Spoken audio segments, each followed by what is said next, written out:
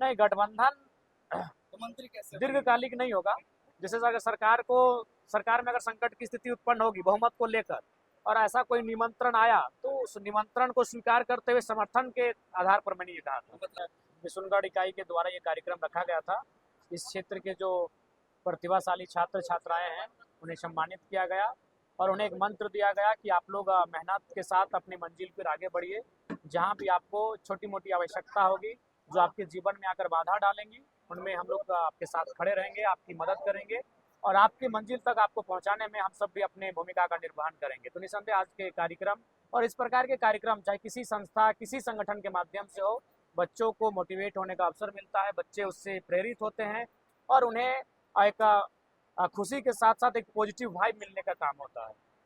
पूरे झारखंड के जितने भी स्टूडेंट हैं, बच्चे हैं, सब जयराम महतो का अपना आइडियल मानते हैं और आज आप लोग करके दिखाया, खासकर विष्णुगढ़ क्षेत्र में। उन बच्चों के लिए क्या कुछ कहेंगे जो आपको आइडियल मानते हैं? जी, मैं उन बच्चों से यही कहूँगा कि मैं जिस प्रकार एक विशिष्ट विकट परिस्थितियों का सामना करते हुए, विपरीत परिस्थितियों का सामना करते हुए मैंने यहाँ तक का सफर तय किया है, उसके बाद भी मैं अपनी पढ़ाई को अधूरा नहीं छोड़ा। मैं अपनी पढ़ाई को एक एमएलए बनने के बाद भी जारी रखा हूँ और उपाधि की ओर लगभग नजदीक हूँ। तो मैं सभी बच्चों से, भाइयों से, बहनों से कहूँगा, शिक्षा ही भारत देश को बदलेगी। आज अगर दुनिया के जितने भी देश आगे बढ़ रहे हैं तो उसमें साइंटिफिक टेम्परामेंट का एक बहुत बड़ा उदाहरण है। वो वैज्ञानिक सोच के साथ, आधुनिक शिक्षा के साथ आगे बढ़े हैं जो जाकर विश्व पे अपना नाम कर रहे हैं। तो मुझे भी लगता है कि भारत हो या झारखंड हो, जब हम लोग यहाँ की शैक्षणिक संस्थाओं को दुरुस्त करेंगे, बच्चों को अच्छी शिक्षा देंगे तो हमें लगता है कि शायद बहुत गति के साथ झारखंड और भारत बदलेगा। वर्तमान की जो व्यवस्था है इसे देखते हुए कितना वर्तमान की व्यवस्था बिल्कुल निराशाजनक है। नीट पेपर लीक का मामला हो या झारखंड में सालों से बच्चों का स्कॉलरशिप ना मिलना हो, ये बिल्कुल निराशावादी विषय है। और इसीलिए मैंने कहा कि आज सरकारों को अगर इस देश को, इस राज्य को विकसित बनाना है तो उन्हें शिक्षा पर इन्वेस्ट करना होगा। शिक्षा ही है जो हमारे राज्य को, हमारे देश को आगे की ओर लेकर जाएगा। आज भी कई ऐसे स्कूल हैं एक शिक्षक के कई नहीं, हमें लगता है हजारों स्कूल होंगे और मतलब किसी विद्यालय में कहीं शौचालय नहीं है तो कहीं बाउंड्री वॉल नहीं है तो कहीं कमरे का अभाव है तो कहीं शिक्षकों का अभाव है तो कहीं पंखा नहीं है। ये व्यवस्थाएं बिल्कुल इस राज्य में विद्यमान हैं जो नकारात्मक हैं और मैं चाहता हूं सरकार इस पर संज्ञान ले और ध्यान दे। शिक्षा स्वास्थ्य पर पहले ध्यान दे, उसके बाद हम लोग आगे की चीजों पर, आगे के कार्य पर कार्रवाई करेंगे। दादा, शहरी शिक्षा पद्धति और ग्रामीण शिक्षा पद्धति में एक बड़ा गैप देखने को मिलता है। जहाँ शहर में देखते हैं बच्चे पढ़ाई करके आईआईटी, जेई मेंस की तैयारी करते हैं, वहीं ग्रामीण क्षेत्र में बच्चे पढ़ाई करके मुंबई, दिल्ली और पलायन की ओर देखते हैं। तो ये डिफरेंस कब? जी, ये इस अंतर को कम करने के लिए आपको सरकारी जो सुविधाएं हैं, जो सरकारी विद्यालय हैं, ग्रामीण क्षेत्रों में जो संचालित विद्यालय हैं, उनको गुणवत्तापूर्ण शिक्षा वहाँ देनी होगी। वहीं से बच्चों को तैयार करना होगा, वहीं से वो एक एम लेकर आगे बढ़े कि उन्हें किस फील्ड को ज्वाइन करना है, किस सेक्टर में आगे बढ़ना है। तो हमें लगता है कि ग्रामीण बच्चों में भी ये दिलचस्पी बढ़ेगी कि उन्हें बाहर पलायन नहीं करना है, बल्कि उन्हें अपने रुचि के अनुसार, अपने प्रतिभा के अनुसार एक योग्य व्यक्ति बनकर अपने समाज को, अपने क्षेत्र का सेवा करना है। सरकार एक बड़ा हिस्सा जो है शिक्षा विभाग में खर्च करती है, शिक्षा पे करती है, लेकिन आज भी प्राइवेट स्कूलों की हमें जरूरत पड़ रही है। क्यों?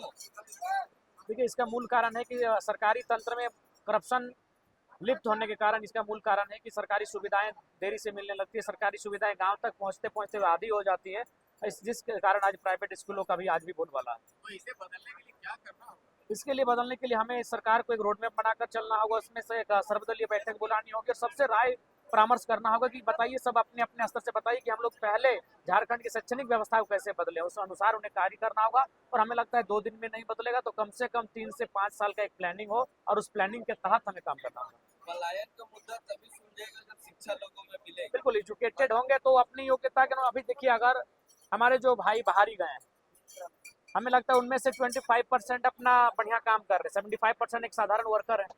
ये कारण है कि वो वहाँ स्किल भी नहीं है, स्किल्ड लेबर की कैटेगरी में भी नहीं आ रहे हैं। तो उसका मूल कारण है एजुकेशन। उनको दुनिया के अनुसार, समय के अनुसार, उनके कार्य के अनुसार एजुकेशन मिलना चाहिए। अगर एजुकेटेड हो जाएंगे तो वो अपने, जैसे अभी हम कृषि की बात कर ले, विशुनगढ़ प्रखंड, ठीक है ये पलायन का क्षेत्र है तो कृषि का भी क्षेत्र है, ये पलायन में अगर आगे है तो कृषि में आगे क्यों नहीं है? तो हम कृषि में अगर आगे करेंगे तो कृषि की शिक्षा देंगे। शिक्षा का मतलब केवल वही शिक्षा नहीं जो हम लोग ABCD से शुरू करते हैं और मैट्रिक पास करके खत्म करते हैं। शिक्षा का मतलब हर एक उस विषय की जानकारी जहां आप अपने हुनर के साथ कुछ कर सके। तो हम लोग अगर कृषि को आधुनिक जोड़ दें, नए नए तरीके से खेती करने लगे, तो वो 10,000 जाकर बाहर में कमाएंगे, उससे अच्छे 15-20 हज़ार रुपये अपने गाँव में कमाएंगे और यहीं रहेंगे और फिर आगे बढ़ेंगे। सरकार पहली से लेकर 12वीं तक शिक्षा फ्री लेती है, उसके बाद हायर एजुकेशन में क्यों फीस लेने लगती है? हायर एजुकेशन भारत में फ्री क्यों नहीं है विधायक जी? देखिए, उसके लिए एक भारत देश को अपने बजट में सुधार करना होगा और बजट में सुधार करने के लिए भारत देश में को प्रोडक्शन बढ़ाना होगा और प्रोडक्शन बढ़ेगा क्योंकि भारत अभी टैक्स कहाँ से कलेक्शन कर रहा है, उन टैक्स कलेक्शन करने के एरिया को बढ़ाना होगा। जब टैक्स कलेक्शन करने का एरिया बढ़ जाएगा जो हमारे बजट में आके समाहित होता है, तब हम फिर आगे जाकर तकनीकी शिक्षाओं में निःशुल्क करने के बारे में सोच सकते हैं। अभी का जो चर्चा का विषय है राज्यसभा चुनाव, आपने अभी संबोधन में कहा कि 1 नंबर में वहाँ एवरेज में कौन चढ़े और क्या क्या 1 नंबर और 2 नंबर एक में, आपने 2 नंबर का भी जिक्र नहीं किया था, थोड़ा क्लियर करेंगे, आप पर आरोप भी लग रहे हैं। देखिए, राजनीति में तो आरोप लगेंगे ही। अगर राजनीति में आप हैं तो आप पे आरोप ना लगे तो आप राजनीति में है ही नहीं। आप किसी भी शख्स का नाम लीजिए जिनको आज पूजे जाते हैं, लेकिन वो जब जिंदा थे तो उनपे भी आरोप लगे। गांधी आज पूजे जाते हैं, लेकिन जब वो जीवित थे उनपे भी आरोप लगे। नेहरू आज पूजे जाएं, लेकिन जब वो जीवित थे उस समय उनकी भी आलोचना हुई। तो हम कहते हैं हम लोग तो साधारण व्यक्ति हैं इस देश में, इस दुनिया में। सुकरात की आलोचना हुई, प्लेटो की आलोचना हुई, बुद्ध की आलोचना हुई, नानक की आलोचना हुई, पैगंबर की आलोचना हुई, ब्रुनो की आलोचना हुई, भगत सिंह तक की कई लोगों ने आलोचना की। तो हम तो उनके धूल, उनके चरणों के धूल के बराबर है। तो राजनीति के क्षेत्र में आलोचनाएं होंगी। आपने एक न्यूज चैनल में इंटरव्यू देख रहे थे आप लोग विधायक जी, जिसमें आपने कहा था कि अगर हम मंत्री बनते हैं अभी तो और ज्यादा काम कर पाएंगे अपने क्षेत्र के लिए। तो क्या आप ये इशारा कर रहे हैं कि जो जेल के है वो JMM के साथ गठबंधन में आ सकती है?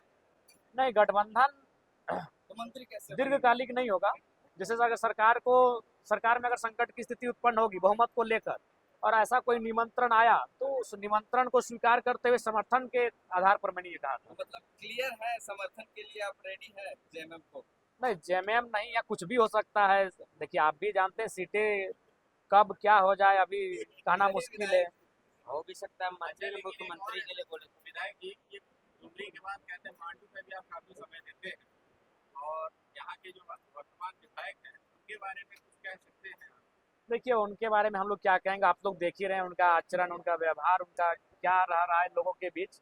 हम लोग अपने काम पर फोकस कर रहे हैं, हम लोग अपना लक्ष्य जो लेकर चल रहे हैं उस पे हम लोग के ध्यान केंद्रित कर रहे हैं। ये कलाम उनका कह सकते हैं ना कि आजकल पूरा चर्चा है उनसे गालियां देकर के हमेशा बात करते हैं, कुछ यानी बातचीत देखिए, नहीं होती है क्या एक्चुअल विधानसभा में? नहीं बात हमें लगता है 2 ही 4 विधायक है जिनसे हमारी बातचीत नहीं होती है, उनमें से एक वो भी है। चलिए हम लोग आगे बढ़ते हैं 2029 में। आपने जैसा अभी अपने भाषण में कहा कि कोई विधायक एक्स विधायक हो सकता है, एक्स मंत्री हो सकता है, लेकिन एक्स डॉक्टर नहीं हो सकता है। आपने बहुत बड़ी बात कही। तो क्या मानू की जनता आपसे आस लगा रही 2029 में यहाँ जो भी उम्मीदवार होंगे तो क्या वेल एजुकेटेड होंगे, क्योंकि शिक्षित जनप्रतिनिधि होंगे तो क्षेत्र का कल्याण होगा? बिल्कुल बिल्कुल शिक्षित जनप्रतिनिधि होंगे और मांडू को बेहतर हम लोग कर सके। मांडू हम लोग का बेहतर सीट है और डुमरी और मांडू हमें बराबर ही है, कोई विशेष अंतर नहीं। धन्यवाद सर।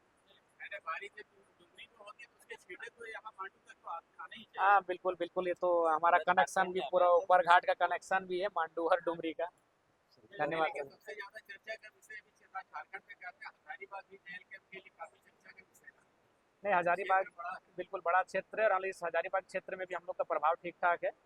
अब देखिए आगे क्या होता है, हमारे साथी कितना मेहनत करते हैं वो निर्भर करेगा। 2029 का कुछ रोड मैप बता दीजिए किसके साथ जाइएगा? वो 2028 के आधे के बाद निर्णय लेंगे, उसके अभी तक निर्णय नहीं ले पाए हैं। अभी तो कोई एक है वो बता रहे कि 81 में हम लोग लड़ेंगे। हाँ, आजू पार्टी के तो विधायक बोल रहे हैं बड़ा 81 में रोचक हमारा सवाल है। 81 हम लोग अकेले लड़ेंगे। आप तो झारखंड देखिए में उनका पॉपुलर है। उनका वाला बयान तो आप सुने ही होंगे। देखिए उनके बयान को उनके पार्टी के लोग ही गंभीर नहीं लेते हैं। उनके बयान को गंभीरतापूर्वक उनके पार्टी के लोग नहीं लेते हैं और विधानसभा में भी जिस प्रकार से वो बातों को उठाते हैं और उस समय भी जो तर्क प्रस्तुत करते हैं वो उस समय भी आप देखे होंगे। तो एक हमें राज्यसभा सांसद के लिए कितना वोट होना चाहिए? उन्होंने कहा कि 81 वोट उन्हीं को मिलेगा, नाथवानी को मिलेगा। ये कहाँ तक है? देखिए, इसीलिए मैंने कहा कि ना कि भले वो राजनीति में आए हैं लेकिन अभी भी उनको समझ बढ़ानी होगी, राजनीति की समझ, परिपक्वता बढ़ाना होगा ताकि जो उनके बयान आते हैं जिस प्रकार से वो अपने टिप्पणी करते हैं वो मेरे हिसाब से उचित नहीं है। दादा अंतिम सवाल बहुत सवाल का जवाब आपने रांची में दिया, यहाँ पे सुबह में आप किनको आप ने चुना था राज्यसभा में? देखिए हमने झारखंड को चुना था और मैंने आप पहले ही कहा कि जहाँ ना पहुँचे रवि वहाँ पहुँचे कवि। आप लोग कवि हैं, कलम की श्रेणी में आते हैं, आप लोग दिनकर की श्रेणी में आते हैं, आप लोग लेखक हैं, आप लोग पत्रकार हैं, आप लोग तक संदेश पहुँच गया होगा। हमने झारखंड को और झारखंडियत को वोट किया था। वहाँ तो आपने जय बाबा बैजनाथ कह दिया।